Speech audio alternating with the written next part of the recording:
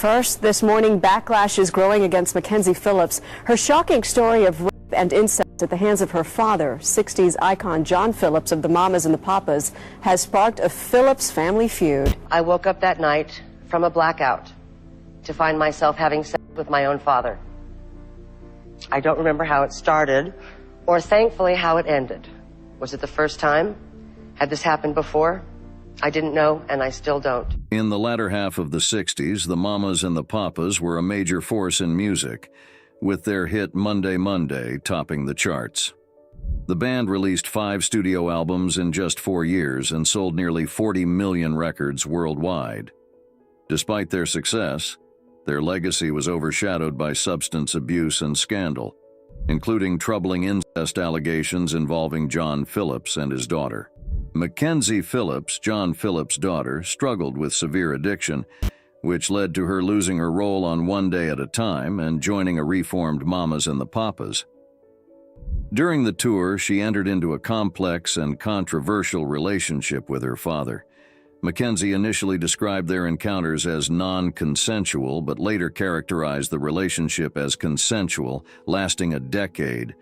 Mackenzie's life was marked by frequent rehab stints and ongoing legal issues. In 2009, her memoir, High on Arrival, detailed the troubled nature of her relationship with her father, sparking public scandal and family discord. What led to this deeply troubled father-daughter relationship? And how did this revelation unravel the Phillips family? This is the unsettling story of John and Mackenzie Phillips. In an interview with Oprah Winfrey, Mackenzie Phillips revealed her complicated relationship with her father, admitting that she idolized him despite his destructive habits. She recounted how he introduced her to drugs at a young age, saying, "The first time I did coke, I was 11. I was staying with my father, his wife, and my brother, and my father never hesitated to do substances in front of us or share them. He taught me to roll joints when I was 10. Mackenzie acknowledged that her lack of positive role models contributed to her addiction. She explained to Winfrey, "What you've been taught is what you know, and that was kind of it for me. I didn't have very good role models." In 1979, the night before 19-year-old Mackenzie Phillips was supposed to marry Jeff Sessler, a member of the Rolling Stones touring party, she found herself in a Florida hotel room with her father. John Phillips had come to Florida to prevent her wedding, but they both ended up heavily under the influence of drugs. In a CNN interview, Mackenzie revealed that she blacked out and woke up to find herself having sex with her father. "The night before, my father came to Florida with the intention to stop the union. Nobody wanted me to marry Jeff. I went over to my father's hotel room and we had a lot of drugs. I remember getting high and then coming to realizing I was having sex with my father," she said. Mackenzie was in and out of consciousness during the incident. The next morning, she woke up alone in her own hotel room. Even though Mackenzie saw her father the day after the incident, she didn't confront him about it until 7 months later, when they were both in New York. Mackenzie finally brought up the incident, only to find that her father had a completely different perspective. In an interview with CNN, Mackenzie recounted the painful conversation with her father. "I said, we really need to talk about what happened in Florida. We need to talk about how, and I use the word rape for lack of a better term, how you raped me," and he said, "Raped you? Don't you mean when we made love?" I thought to myself, wow, I'm so screwed. I sort of closed my mind to it and put it in a little emotional mental box. I took it out and looked at it every once in a while, but I never really, what do you do? Though the initial incident occurred when Mackenzie Phillips was just 19 years old, her father didn't touch her again for 3 or 4 years.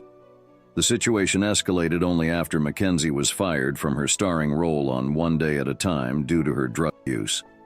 She then joined the new Mamas and the Papas on tour, during which she began waking up in her father's bed without remembering what had happened. Her stepmother was at home with her younger siblings, while Mackenzie saw her father daily. Both were heavily using drugs. "We would take drugs and do the show and, all that kind of insanity," she told CNN. Mackenzie recalled, I started waking up in my father's hotel room bed with my leggings down around my ankles, and I would think, where am I? How did this happen? I would look over and see my father sleeping next to me. This didn't happen every day or every week, but it occurred. Mackenzie's relationship with her father didn't start consensually, but it evolved into what she described as a consensual relationship. By the time she was 29, she was fully involved with her father, while also in a relationship with another man who was unaware of the situation. In an interview with Oprah Winfrey, Mackenzie recounted a moment from a tour in Hawaii where she and her father had adjoining rooms, though she mostly stayed in his room. In another drug-induced stupor, her father urged her to run away with him. Dad said we could just run away to Fiji and we could take his children, Bijou and Tamerlane, and raise them as our own. He was delusional, talking about living with me as man and wife and raising my siblings, his children, as our children. The moment he tried to make it romantic, I thought, we're going to hell for this. Reflecting on the relationship, Mackenzie acknowledged, it became a consensual relationship over time, and I know that I can't be the only one this has happened to. Nobody's talking about this, and someone needs to put a face on not only non-consensual incest, but consensual incest, because I know it exists. Mackenzie Phillips believes the transition to a consensual relationship was a manifestation of Stockholm syndrome, where a prisoner falls in love with their captor. It was the Stockholm syndrome where you begin to love your captor.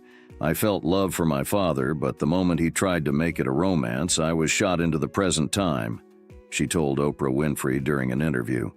It took 10 years for Mackenzie Phillips to end her relationship with her father, which finally happened when she faced the terrifying possibility that she could be pregnant with his child. When she became pregnant, the fetus was either her boyfriend's or her father's. John Phillips knew the child could be his, so he paid for her abortion. Afterward, Mackenzie never let him touch her again. It was one of those moments where you're either going to live or die, she told Oprah Winfrey. I don't mean death, I mean wake up dead. Dead to feeling, dead to reality.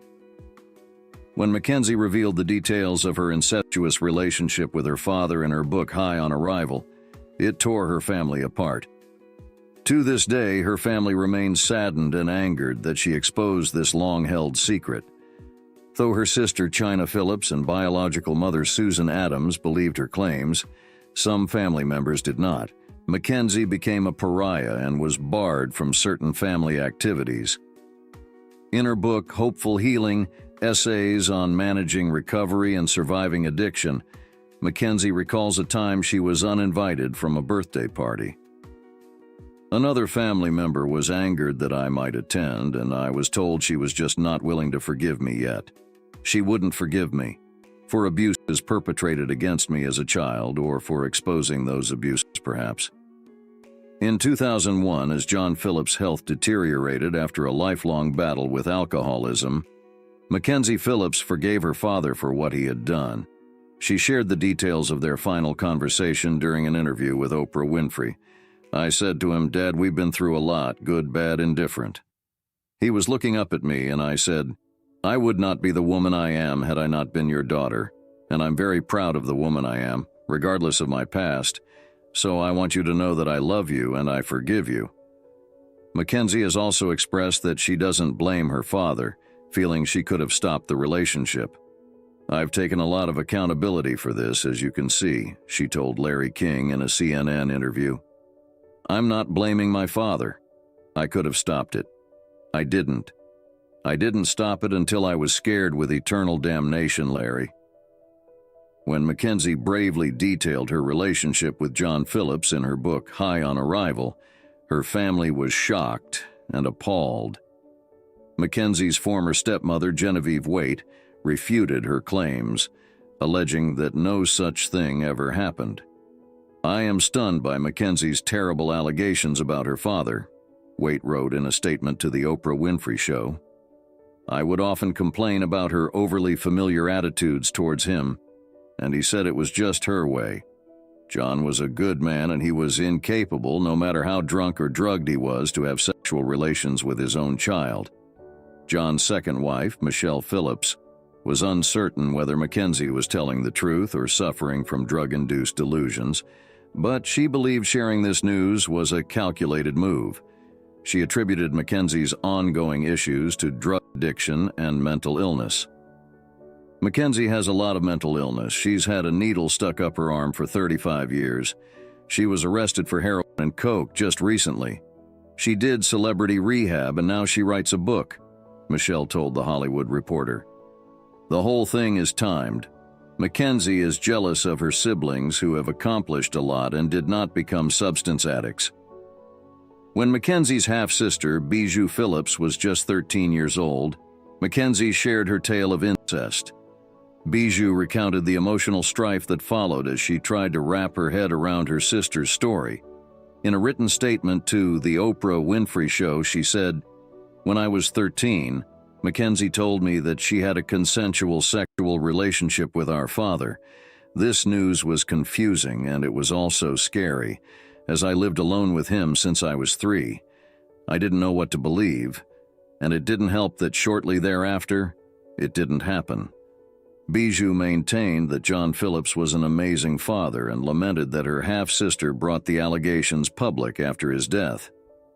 Mackenzie's history with our father is hers, but also clouded with 30 years of drug abuse. I hope she can come to terms with this and find peace. The life I had with my father was very different. He was Mr. Mom. He was encouraging and loving. The man that raised me would never be capable of doing such things, and if he was, it is heartbreaking for me to think that my family would leave me alone with him. I understand Mackenzie's need to come clean with the history that she feels will help others, but it's devastating to have the world watch as we try and mend broken fences, especially when the man in question isn't here to defend himself. On the other hand, China Phillips instantly believed her sister the moment she was told about their 10-year relationship. "Somebody could have dropped a piano on my head and I wouldn't have felt it. But I knew it was true," she said.